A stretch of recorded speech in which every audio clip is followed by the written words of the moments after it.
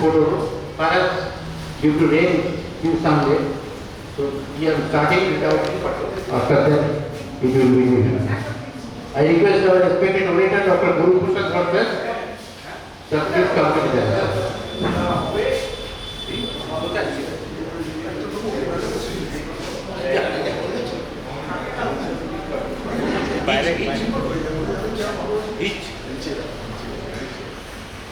একটু আচ্ছা আমাদের তখন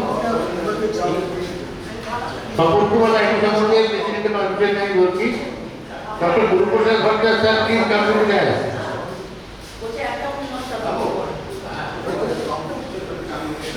চাটা খেয়ে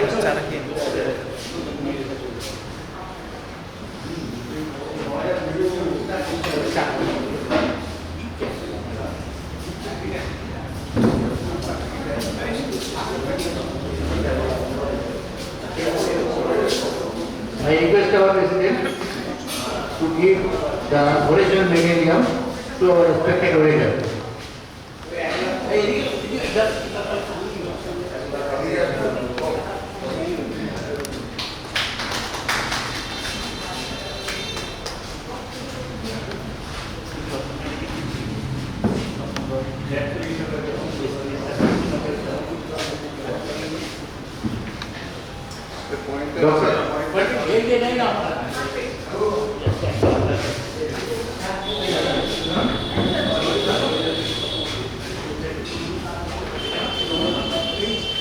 Dr. Pal, please speak about this.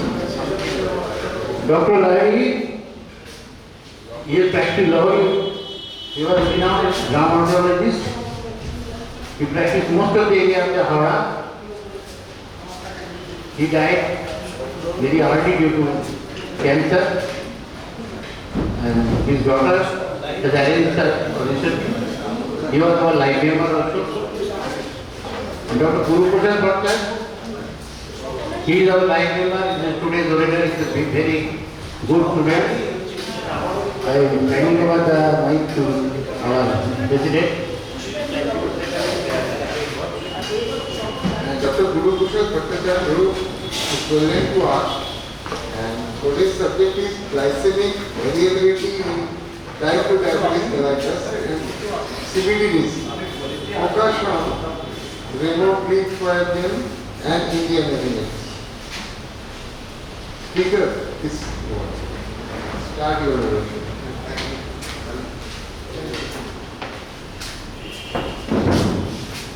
Hello. Thank you for the introduction. Today's talk is on Remogliflozine. It is a gliflozine group of drug. Less talk about the less more because obviously it's a Japanese molecule, not a European or American molecule. However, being the closing group of drug, it has got significant effect, like a class effect, to have on kidney and heart parameters apart from glucose lowering effects. And this is the hot topic of today's medical world. And many talk can be organized on this subject simply. I will be just going through the slides, and the presentation will be clinically oriented. And in the middle of the presentation or at the last, you may ask any questions.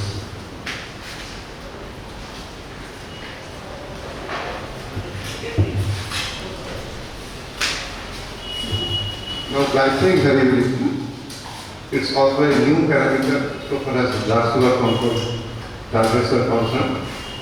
Previously, we were concerned about fasting plasma glucose, later keeping plasma glucose, later came HbA1c, fructosamine, etc. And the latest introduction is glycemic variability. Okay, you will be practicing physicians, you may be understanding the point that the hardest part to address clinically by modifying any treatment to the patient is not fasting, not BP, but glycemic variability.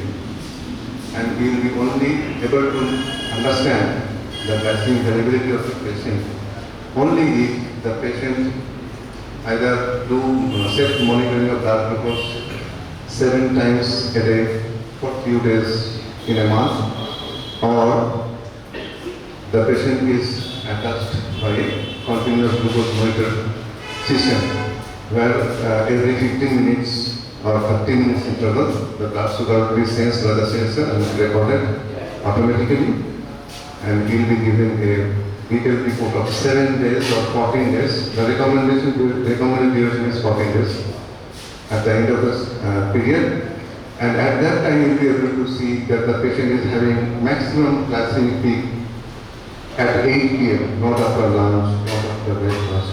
That is only possible by the CGM, continuous glucose monitoring method, which is available now, though very scarcely, or 7-point testing, that is pre-lunch, post-lunch, pre-breakfast, post-breakfast, pre-dinner, post-dinner, and fasting. These are the 7 points.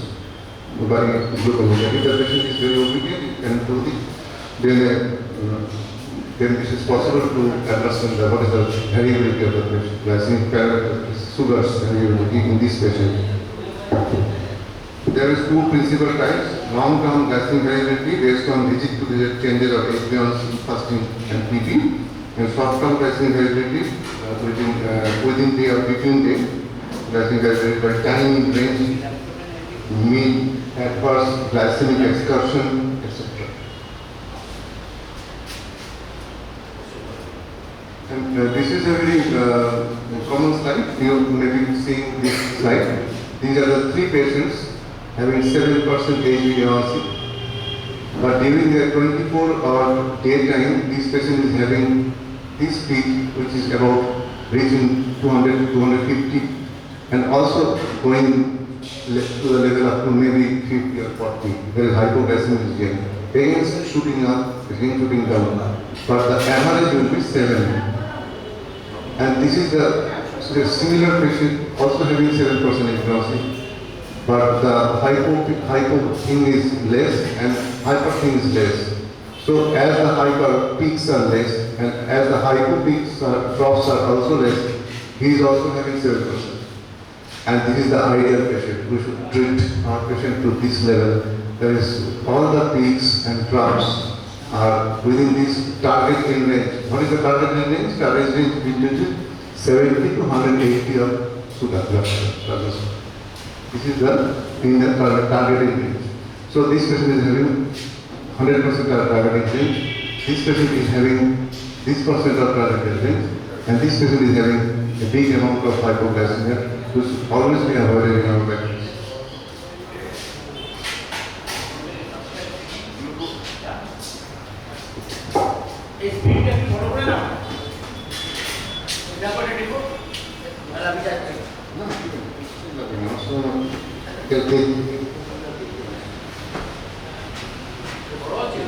Glucose oscillations and CVT. Diabetes mellitus is a well-known risk factor for CVT, cardiovascular disease, as we all know. And based on the Framingham risk score, which is one of the most commonly used algorithms to estimate 10-year cardiovascular risk of an individual, diabetes mellitus patients show an increased incidence of cardiovascular events, maybe to the tune of 2 to 4-fold higher.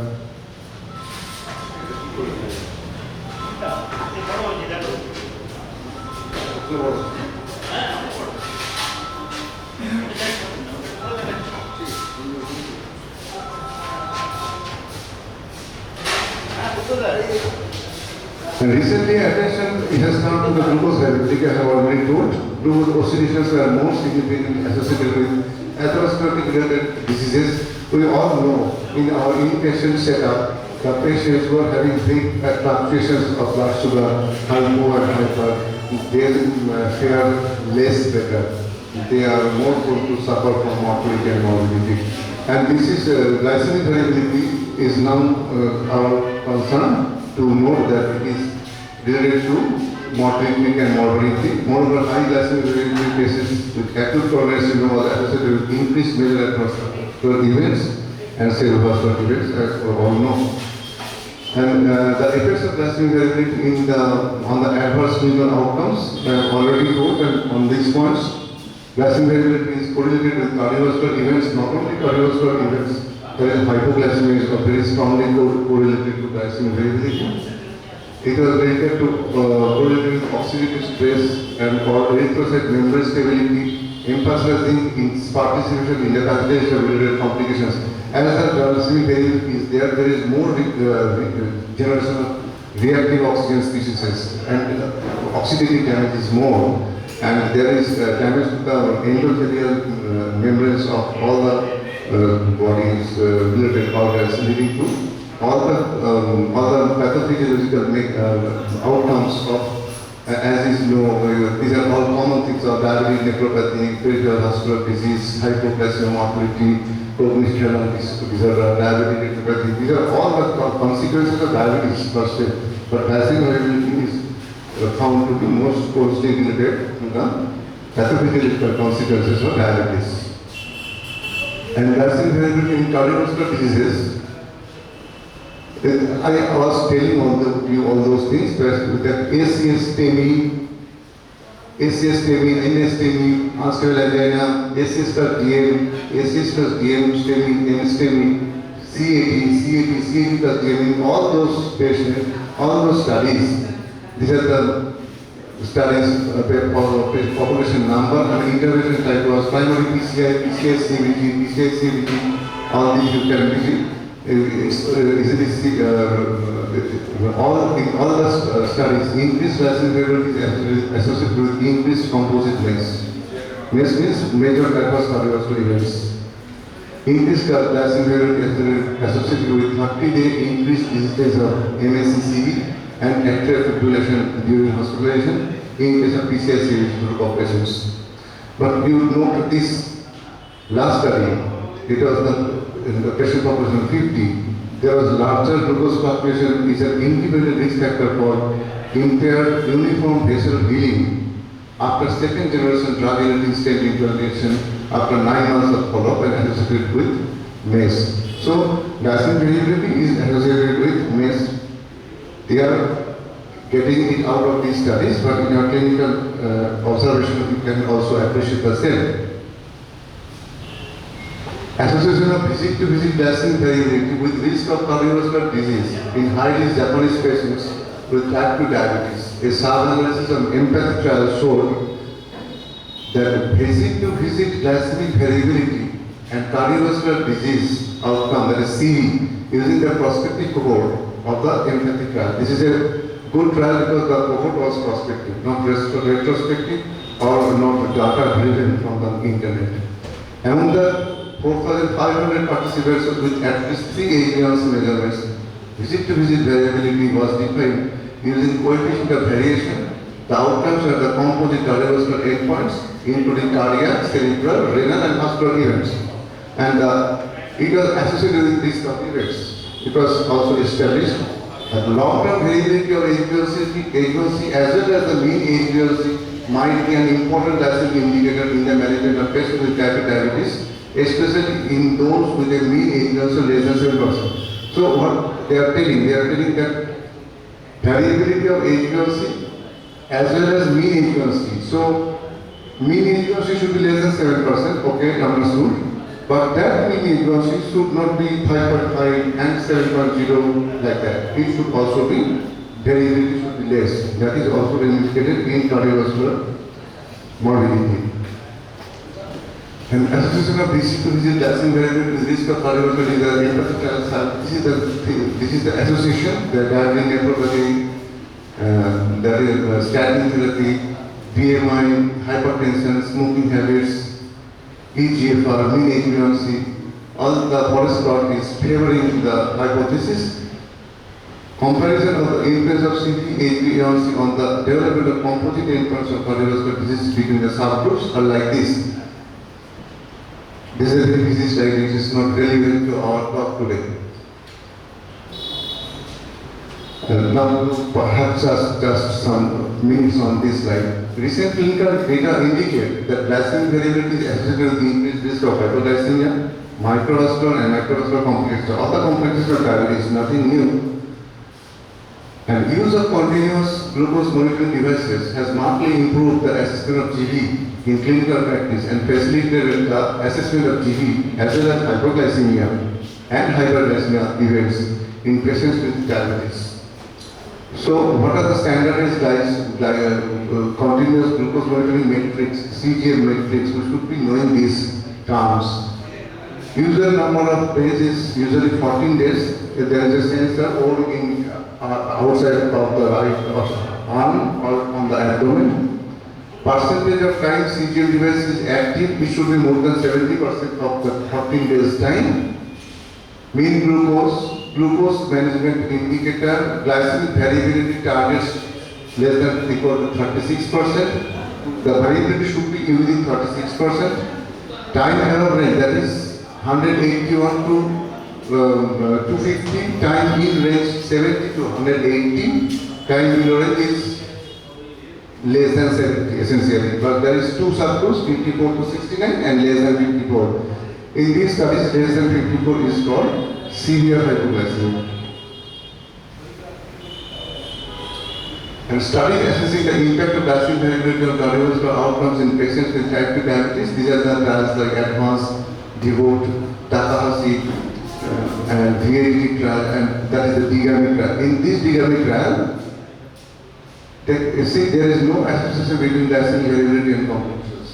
So, the medicine is not only a mathematical science, it's a part of philosophy, is associated because why the philosophy? Philosophy is because simply you do not know all the pathophysiological mechanisms, you do not know all the micromolecular interactions. For that reason, this study is saying that there is no variability associated with CV mortality or morbidity. But on the top of 6-7 studies are saying that it was associated with increased agency, visit-to-visit variation associated with increased risk of vascular events, macrovascular events, and mortality. This is possibly the true in our clinical context. In clinical practice, a global anti-diabetic strategy should be aimed at reducing to a minimum the different components of dysglycemia, including agency, fasting, postprandial glucose, and glycemic variability. I have told you that there was 3 fasting, TP, and agency. Now has come the glycemic variability. By providing frequent blood glucose concentration measurements in a continuous time fashion, minimally invasive sensors are becoming increasingly adopted technology for the management of patients with type 1 diabetes and type 2 diabetes.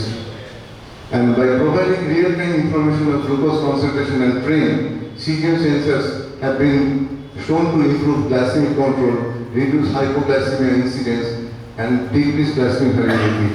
The person who is wearing the sensor on his arm or on his abdomen can see what is his present blood sugar level in his mobile, which is connected to the sensor. So if the person sees that the mobile readings are going towards 70, it's getting gradually low, then the patient will become aware and can prevent hypoglycemia. That's a very big point. But I was telling about philosophy, that is the point, that how many days, in 365 days of a year, will the person be wearing this sensor and seeing what is the values coming to prevent hypoglycemia? That's a big question. However, for this reason particularly, we are pointing towards sulfonylurea and insulin-sparing therapies, like the patient will be having metformin, pioglitazone, DPP-4 inhibitor, SGLT2 inhibitors, etc., who are not very less likely to put the patient into hypoglycemic range. For that reason, because monitoring of hypoglycemia is really tedious, maybe somewhat impossible also.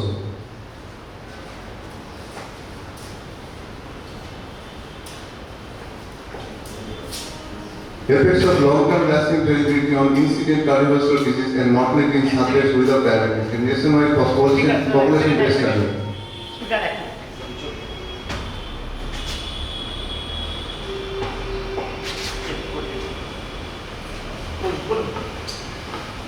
in this subject of non-diabetic patients who are not having hyperglycemia per se, also glycemic variability is related to the cardiovascular mortality.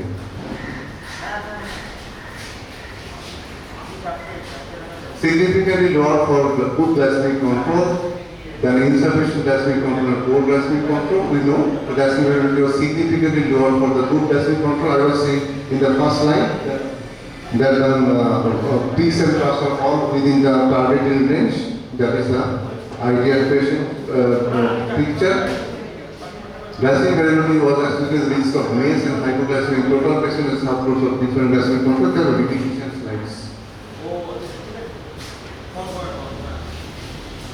And this is seen that in TAVI, transcatheter aortic valve implantation, post-procedural glycemic variability was associated with an increased risk of major complications within 30 days after transcatheter aortic valve implantation.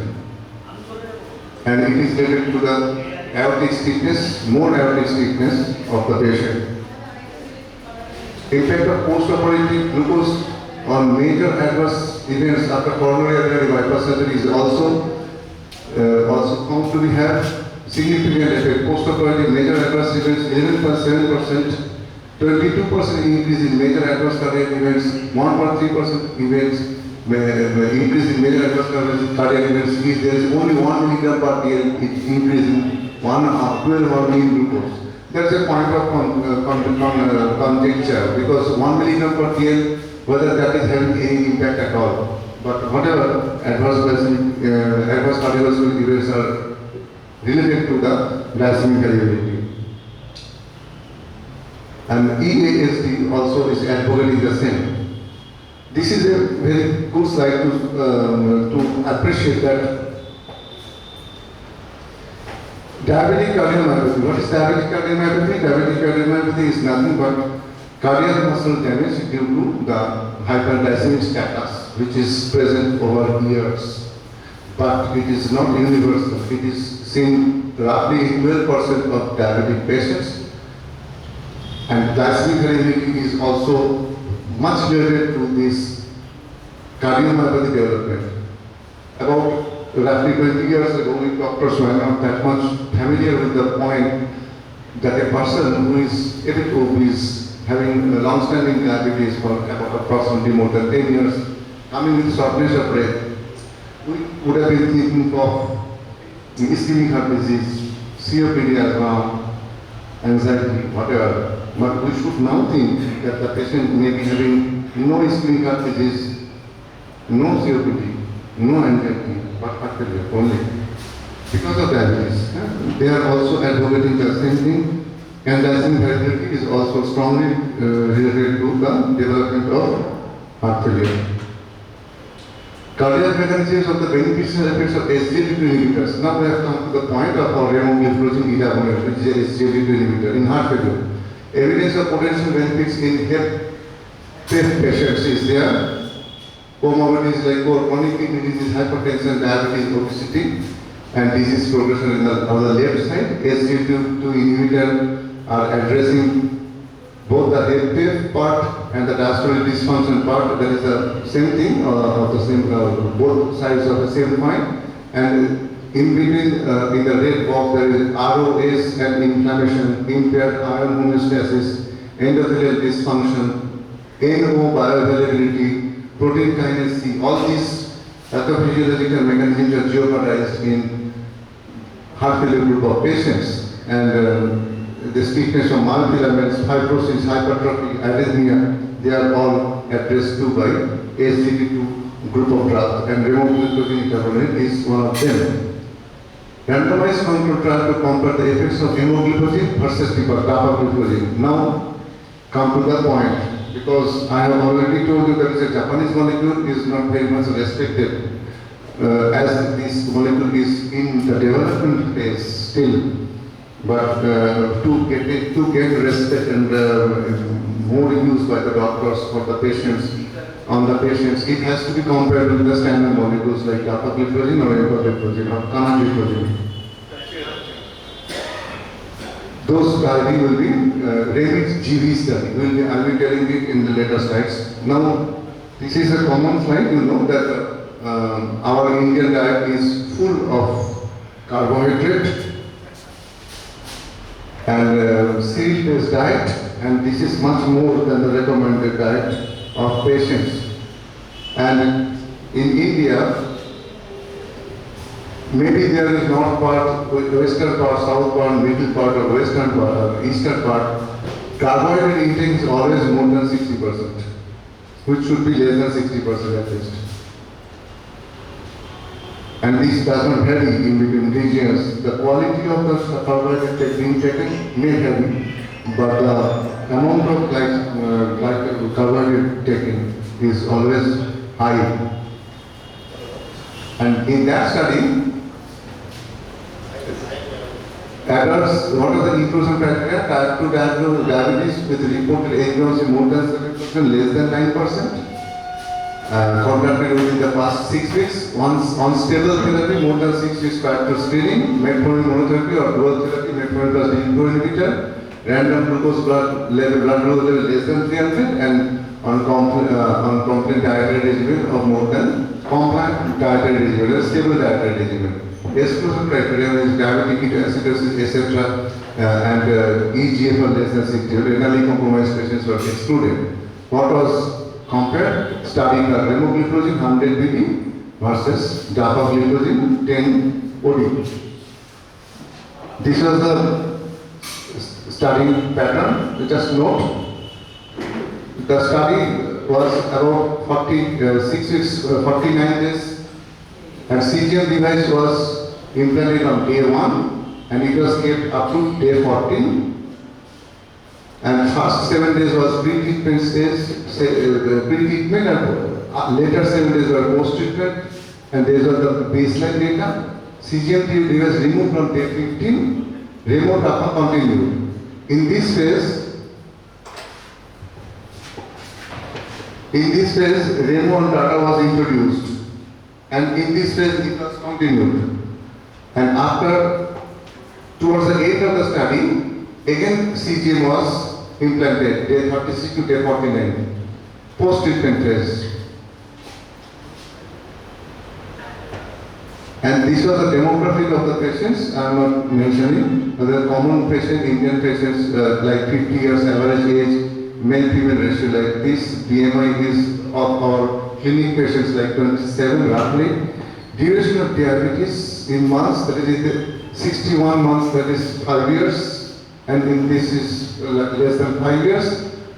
Okay, they are just have started their diabetic journey. And what is the comparison of glycemic parameters at baseline? The Kampa group and Remo group, comparable 8.2, 8.4. And what was the baseline CGM matrix, what was assessed at the start of the study? That was MAGE 114, 110, mean glucose 153, 152. MPP, that is postprandial glucose excursion, 74, 62. Postprandial 170, 164 value. These are simple values, 179, 173. At the end of phase 1, mean glucose was lowered, MPP GE was lowered. In Remo, 172. Let us see the OPP, 179 to 152, and it is 173 to 157. And green bars are significant. So, both the drugs are working. Mean glycemic excursions, 114 at the baseline. It was down to 102 in Remo group, 110 at the baseline, down to 99 at the DAPA group. So, these drugs are working. And at the phase 2, the magnitude of HbA1c reduction was more in both the groups and all the other parameters also. The comparison of changing glycemic parameters values from baseline to phase 2. In Remo group, the HbA1c was reduced 0.50, DAPA 0.62. Postprandial 29, DAPA 19, MAG 16, DAPA 14. And what was the p-value? Non-significant. What that means? That means that these reductions does not tell that DAPA is inferior or DAPA is superior. They are just telling that both these drugs are working. Time in range, all changes were statistically significant. There was significant improvement from baseline to phase 1 and phase 2 with both Remo and DAPA. I was telling that these drugs are working, but no significant difference in between the two molecules.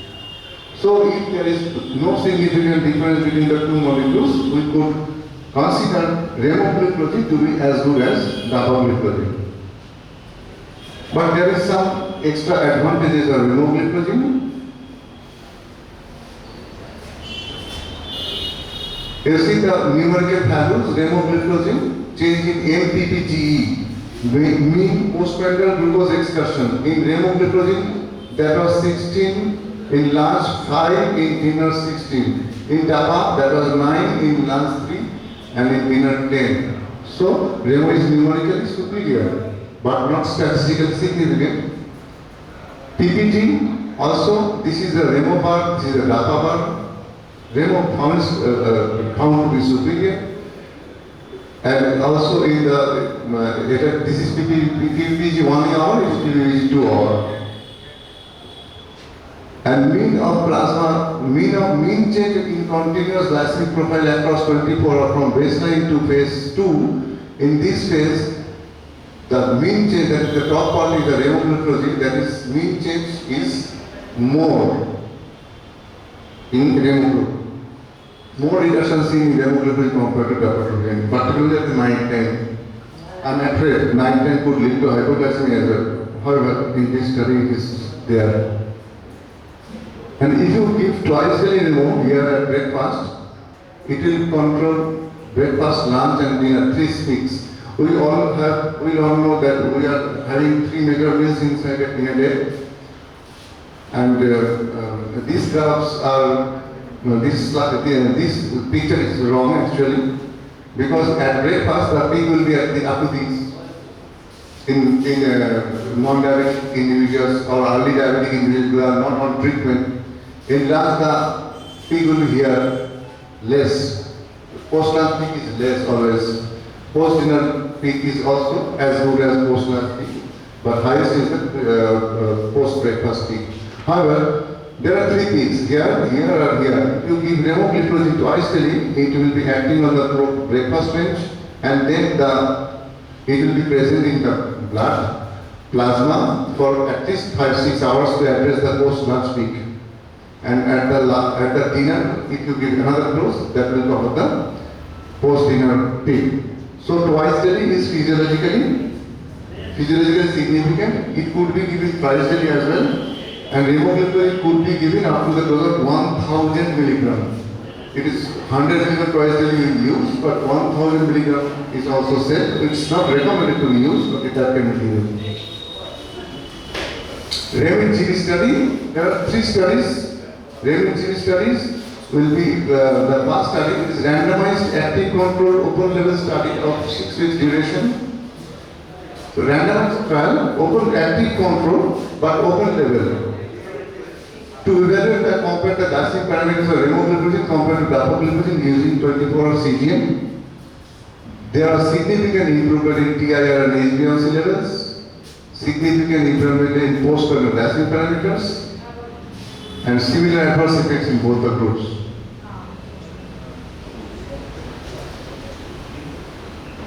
So Remogliflozine, I have in the previous slide I have told that Remogliflozine might be better in reducing glycemic variability with effective PP glycemic control in Indian type 2 diabetic patients.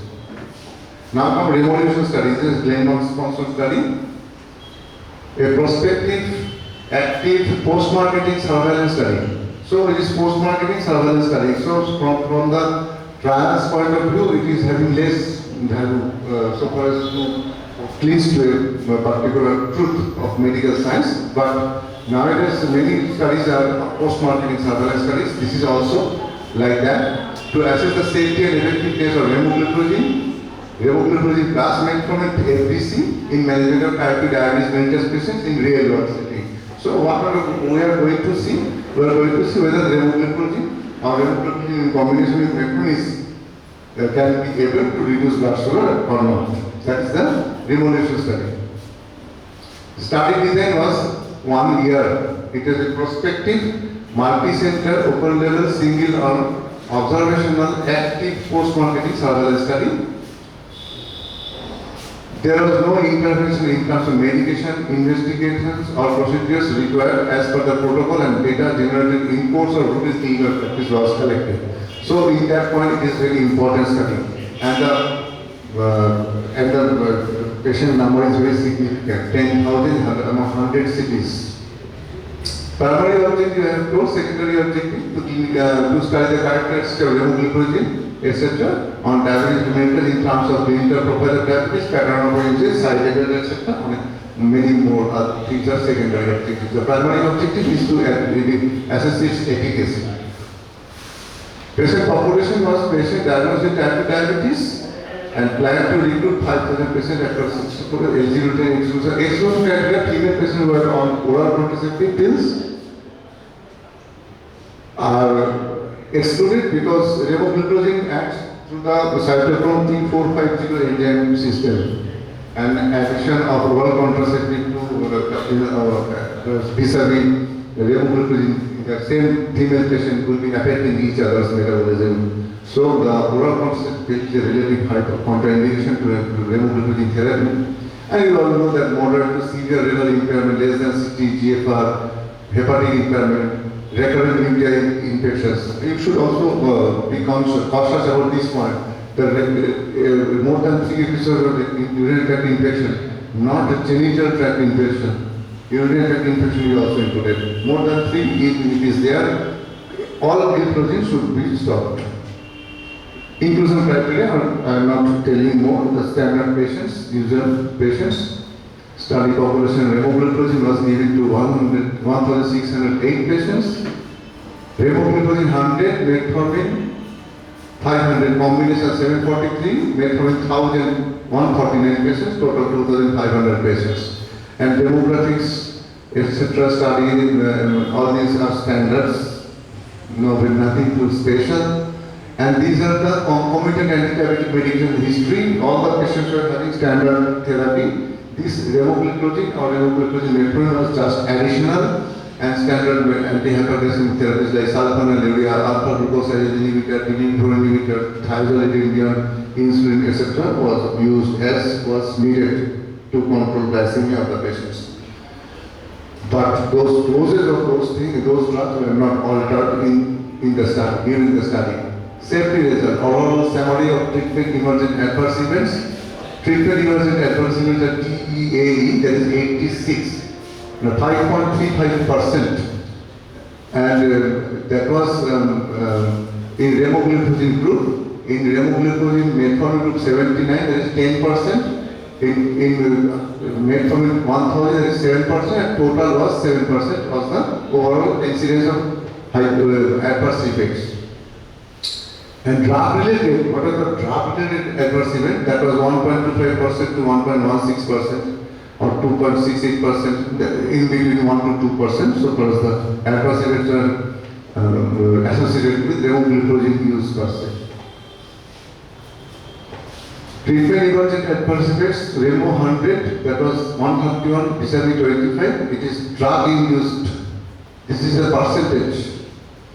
And what is the most common adverse events throughout the study? These are the common with all other gliflozines like asthenia, pain, arthralgia, burning sensation, paresthesia, polyuria, fatigue, that is polyuria, thirst, nocturia, all these things. So safety results, summary of serious adverse events. A total of 29 subjects had 30 serious adverse events. 17 serious adverse events were reported in 16 subjects in remogliflozine metformin group, 13 in the remogliflozine group plain. Commonly reported adverse events polyacuria, cardiac disorders. Polyuria is nothing but polyuria. cardiac disease or bladder neck disease, you see the bladder neck obstruction is not attributable to remogliflozine therapy, but that was reported. Sepsis, pneumonia, this was reported but not related to remogliflozine therapy per se. It was an incident occurrence. The overall summary is this.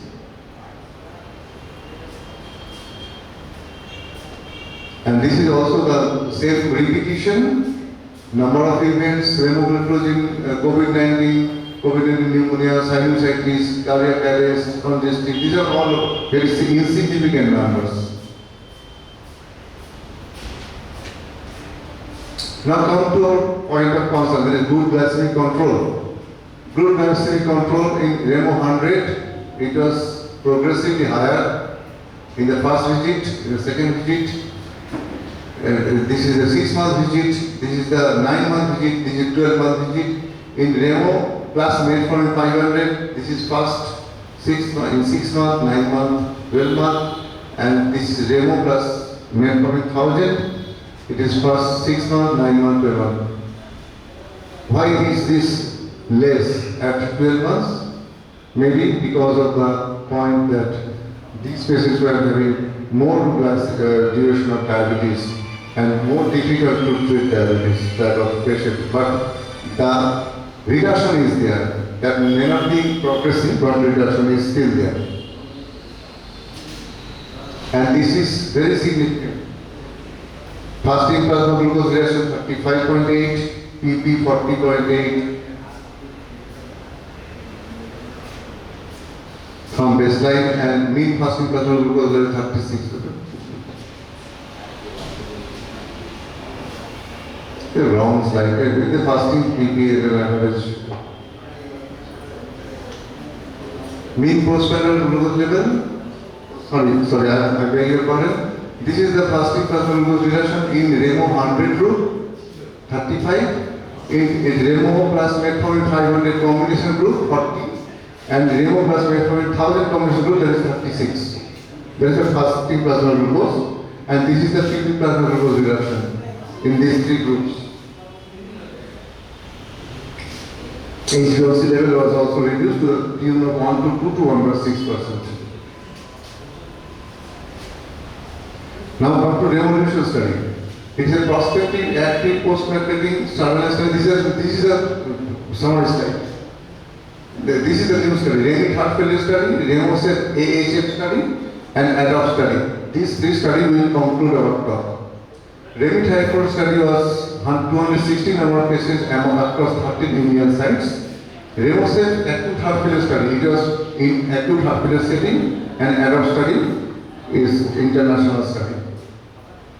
Remit heart failure study design, patients with type 2 diabetes with heart failure, NIH class 1 to 3, ejection fraction less than 40%, NT-proBNP more than 600. See the cut-off value of NT-proBNP. That is chronic heart failure setup. More than 600 only. Baseline assessment here. This is at 4 weeks, 12 weeks, and 24 weeks. This was EMPA arm, and this was Remo arm. And what was assessed?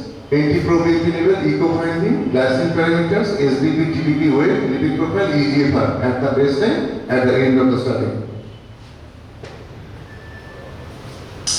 Study objective was to evaluate the effect of remogliflozine in T2D patients with CHF compared to empagliflozine on cardiac markers of heart failure. And this is Remoset acute heart failure study. Baseline assessment was glycemic parameter, NT-proBNP level, and echo findings, but NT-proBNP was 1400. That is for acute heart failure. NT-proBNP level is more than the chronic heart failure patients. So the NT-proBNP cutoff was 1400. That is Remoset acute heart failure study. And this was the primary endpoint in hospital development of metabolic acidosis, in hospital neutropenia, other adverse events needing drug discontinuation, secondary endpoints.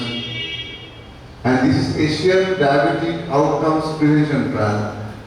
This is population of 6 regions: Singapore, Malaysia, Taiwan, China, India, United Arab Emirates, 31 sites, adults with type 2 diabetes without cardiac disease, and with antiprogetin more than 125. Inclusion criteria and exclusion criteria. Exclusion criteria, there should not be any manifest cardiovascular disease. If the patient are having all these RAS blocker or beta blocker maximum dose, they are excluded. Severe renal impairment excluded. And type 2 diabetes for at least 6 months, more than 40 years age, antiprogetin more than 125, no CVD. Why antiprogetin more than 125? Because we are having those group of patients, diabetic patients who are prone to develop heart failure. The antiprogetin, in my few cases, it has come to be 30, 40, 50 like that. So it is more, 125. So we have to go into prevention trial. Intensive treatment, standard treatment as well as high dose of RAS, inhibitor, beta blocker, SGLT inhibitor as per local practical guidelines, and control is standard therapy, SGLT inhibitor not encouraged, RAS and beta blockers, maximum doses. 2 years follow-up, primary efficacy variable, combined endpoints, secondary efficacy variable, all are assessed. And the efficacy of SGLT inhibitor in preventing heart failure will be assessed in this study, but the trial data is yet to be out.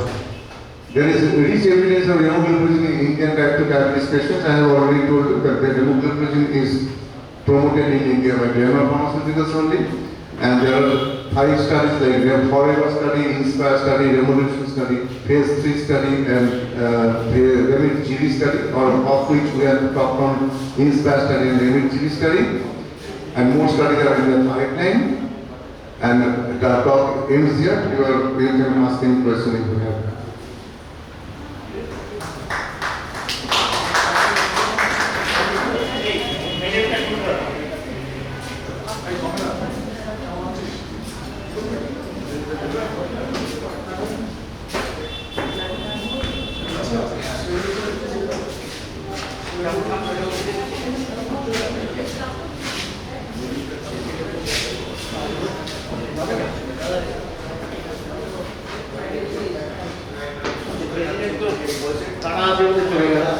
আমি বলে দিলাম ওই দেবো, এবার যা যা question করবা করবে।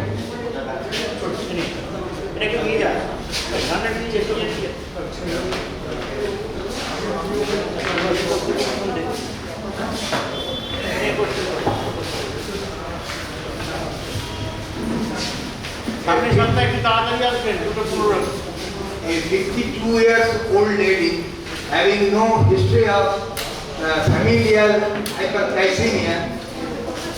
He is on ischemic heart disease.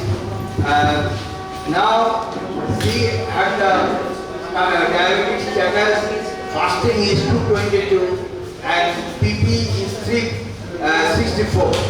She was given glyphosate 1, metformin 1 gram BD, and later she was added GABA.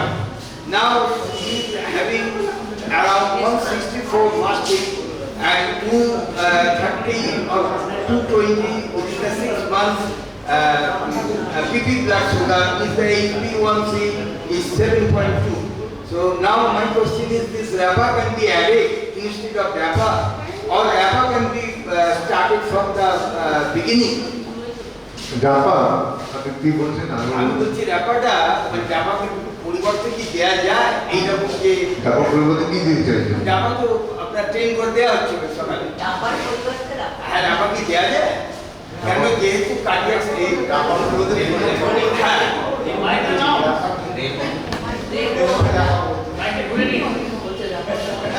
Actually, any flozine should be avoided in patients who are having features of dehydration, feature of high hyperglycemia, polyuria, polycythemia. They should be avoided because of the fear of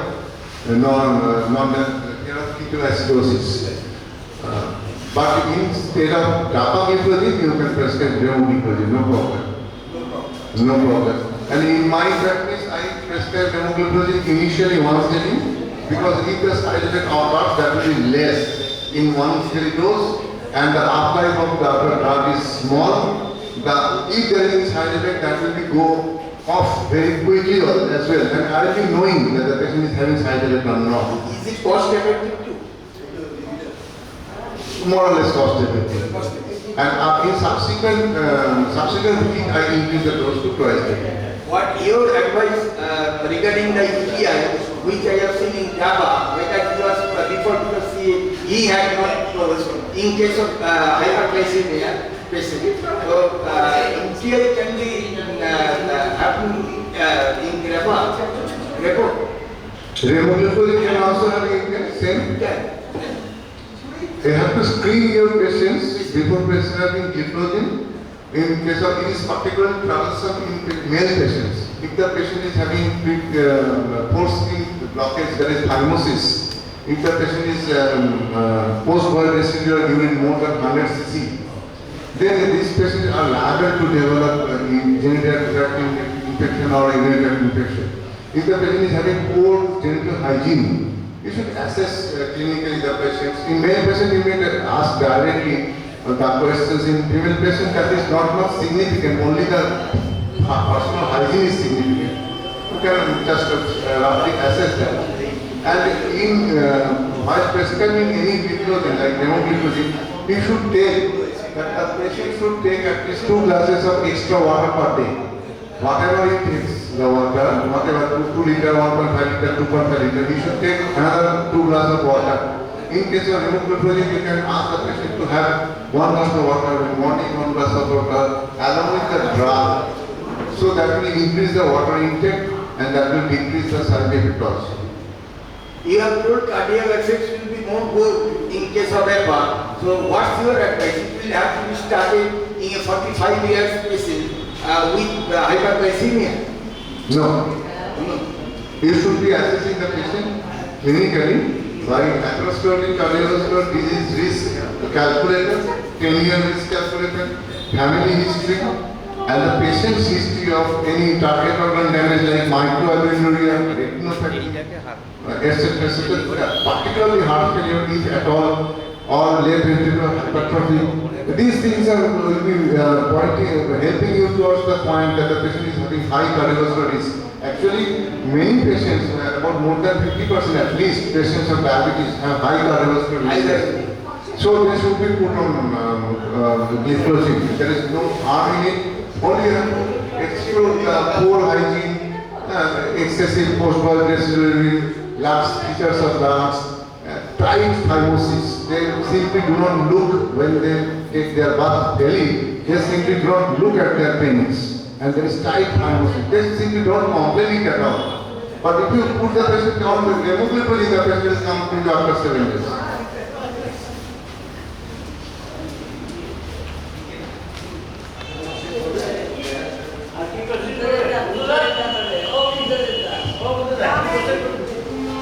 Condition where you cannot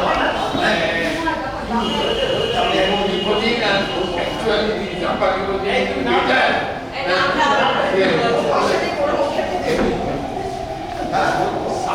suppose the dehydration and the patient in acute condition infection, acute infection, UTI, you should use this thing. Because it will increase the gastric excretion, it will cause glycosuria. So the urinary tract infection will be difficult to be treated in this case. So in acute scenario, you should never use any gliflozine. Whether you are on gliflozine, you should stop it for 7 days or 14 days. Then restart.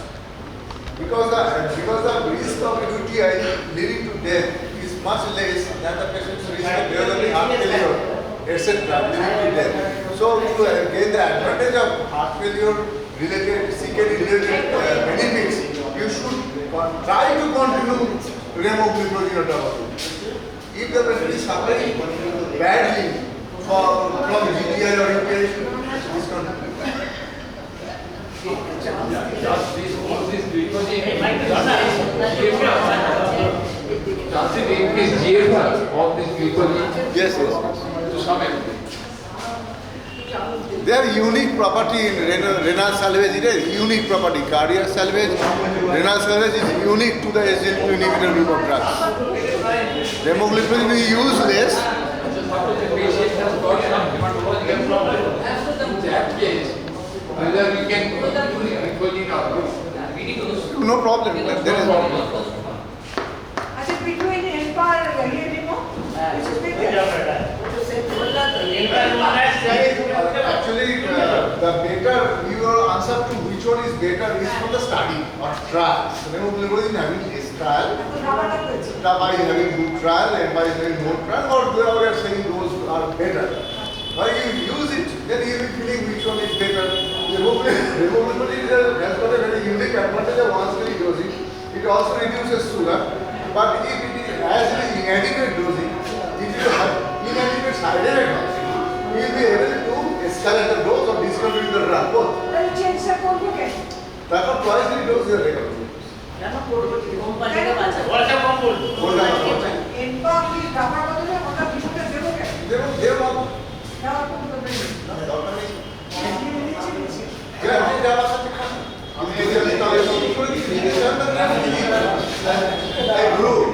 দেরিতে ঢুকেছি তুমি একটা study দেখালে glycaemic variability আগে পাঁচটা স্টাডিতে বললো significant variability থাকে আর পরের স্টাডিটা বললো কোনো ভেরিয়েবিলিটি একটু বাংলায় পরিচয় করে বলবে বাবাটা কি ওটা আল্লাহ ট্রায়াল কি একটা ট্রায়াল ছিল। হ্যাঁ তাহলে ওইটা ভেরিয়েবিলিটি নিয়ে কি ভাববো না?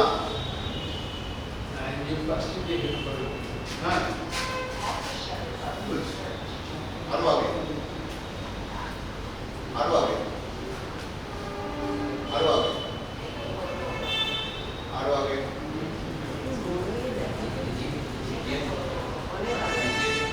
আরো আগে গ্লাইসেমিক ভেরিয়েবিলিটি আরো আগে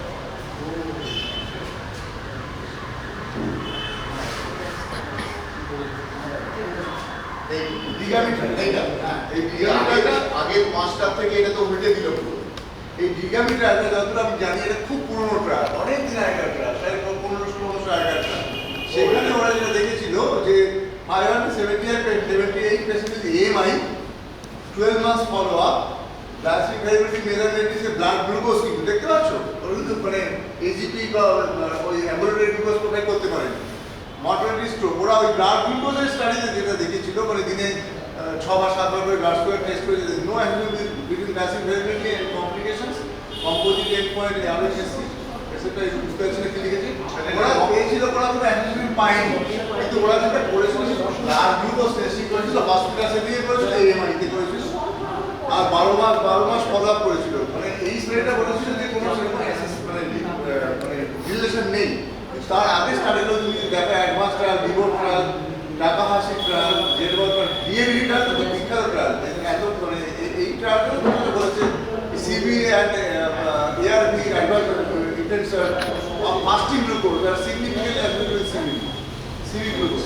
মানে তোমার গ্লাইসেমিক ভ্যারিয়েবিলিটির সাথে কার্ডিওভাস্কুলার মর্টিলিটি রিলেশনটা বাকি ট্রায়ালগুলো সবই এস্টাবলিশ করেছে। একটা ট্রায়ালে বলেছিল যে খুব একটা কোনো রিলেশনশিপ নেই। এটা আমি বলছিলাম না ডিউরেশনটা অনেক কম, ওটা ম্যাক্সিমাম ডিউরেশন আর লম্বা ডিউরেশন ফলো আপ করতে পারবে। হ্যাঁ আর তো অনেক বেশি। আর বলেছিলাম যে fasting plasma glucose mean fasting plasma glucose 1% 1 milligram per day তোমার ভ্যারিয়েশন হলে তোমার 1.25% কার্ডিয়াক মর্টিলিটি ভ্যারিয়েশন, ওগুলো স্ট্যাটিস্টিক্যাল জার্নালস, ওগুলো আমাদের পয়েন্ট করা উচিত। মানে এটাকে আমি ইগনোর করতে পারি। ওটাকে ইগনোর করা যায়। গ্লাইসেমিক ভ্যারিয়েবিলিটির উপরে তোমার এটা বলেছেন রিলেশন নেই, মানে খারাপ হবে এটা পজিটিভ, কিন্তু রিলেশন নেই, মানে হ্যাঁ রিলেশন নেই বলছি। বাকি পাঁচটা জার্নাল এটা হয়তো ফলো আপটা একটু বাড়াতে হবে, অন্য সব ফলো আপ বাড়াতে হবে। একটু বেশি। আর এইটা বিশেষ করে ওই ডিএবিটি স্টাডিটা এর নাম্বার অফ পপুলেশনটাও বেশি আর ফলো আপটা অনেক ম্যাক্সিমাম। হ্যাঁ আরো বেশি আছে।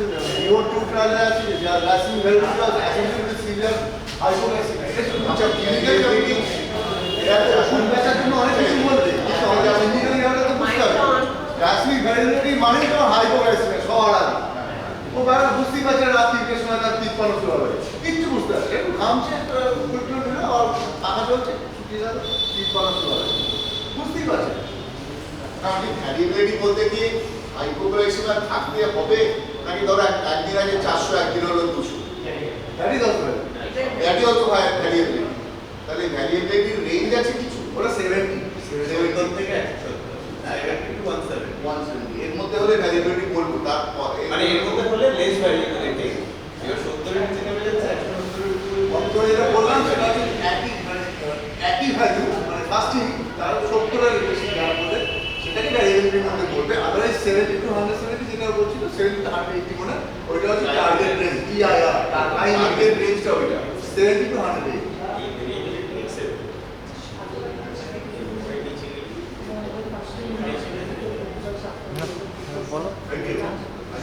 আজকে লেকচারটাও যেরকম দিয়েছো তোমাকে দেখতেও সেরকম ভালো আমি মরে গিয়ে আবার যখন মনে হতো তখন ভালো লাগবে। Good afternoon. My name is Raimu. Being the junior host here, I just want to ask that I think in the presentation you already mentioned, but still I would like to brief summary being a junior doctor that when do we give the the Remogliflozine with metformin or glimepiride? Like when do you, just like you said that postprandial breakfast is like the spikes are more compared to lunch. So when do we suggest it, like during the breakfast time or during the lunch breakfast? And in combinations? Any combination and single molecule, if you want to address postprandial glycemia, whatever glycemia should be addressed overall, whether it is postprandial, random or fasting. Because the patient is having maximum glycemic peaks after breakfast, the sugar that should be given before breakfast. But that is a wrong concept because diabetes is a very much developing subject. Very much developing subject. Very few old physicians also nowadays prescribe that is metformin, pioglitazone tablets before lunch. Because they take this amount of rice at lunch, they think that the glycemic excursion is highest in the lunch. No, not at all. That's 2 roti, 1 cup cha, 2 roti, glycemic peak is here. And a hari bhat diye যদি খান, glycemic peak is here. So it is very difficult to assess what the body is saying inside. If you just do your patient's ABG study, AGP study, you will be amazed to see that your drug is working nothing. And after 2 hours the blood sugar control is good, but after 4 hours, 5 hours, 6 hours, what will you give at 3 hours? Is it possible they are giving because whatever or give before breakfast or before lunch, but that is not controlling the glycemia. Glycemia is highest at the 7 p.m. time. When the person gets back from the office, takes some morning and tea, then at that time his blood sugar is 250. But at 3 p.m. the his blood sugar is 180. You will be able to understand what is the individual is very much needed and it is only possible if you do the AGP 7 days or 14 days. সাতবার test করা এগুলো করতে পারি করতে পারি না আমাদের কিছু আর করতে পারতে করা বেটার করা বেটার মানে অন্তত মাসে একদিন তো করতেই পারে যদি আপনি স্টেবল ডায়েটের থাকেন। ম্যাডাম বলুন কি বলছেন বলুন। না না বলুন না বলুন। Saying that, sir, then is it possible right now this glucose monitoring is not very much available? So how do we like understand individualized like necessities of glucose control? That's a very difficult thing. At least I think with your experience it may be easy, but with my experience I think it's very difficult. Just tell me what is HbA1c 7% means how much blood glucose in milligram per kg? It is 152. So we are targeting 152 HbA1c. Why we are targeting 152 HbA1c? Because in one trial, very primary trial, 25 years ago, it was seen the occurrence of diabetic retinopathy just peaks from 152 to 154. So nobody has told us that this is fasting level, this should be PP level. Nobody has told, God has not told us that this is fasting level, this level. From trial we saw that microvascular complication peaks from above 150 level of glycemia. For that reason, HbA1c is also roughly set at 7%, that is 152 milligram per kg. Question when the patient is having HbA1c 9%, but fasting 110, give me 162, then we will be suspecting that patient is having high glycemic headache. And just before coming to the doctor, is just restricting his diet and regulating his tablets, and fasting BP has come to normal range, but maybe at the random it will be 240. It will take a random sugar at 6 km or 7 km, it should be 250. But that will be equalizing to the 9% H1. And so the patient, that will be accountable for the 9% H1. So the patient with high H1, but normal fasting, more or less normal BP is having highest glycemic. And try to go out beyond the terms of fasting sugar and BP sugar. You just try to point to the fact that it is sugar. What is important? The fasting and BP does not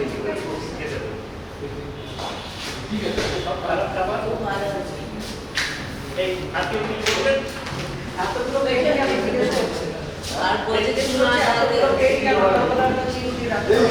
Yes,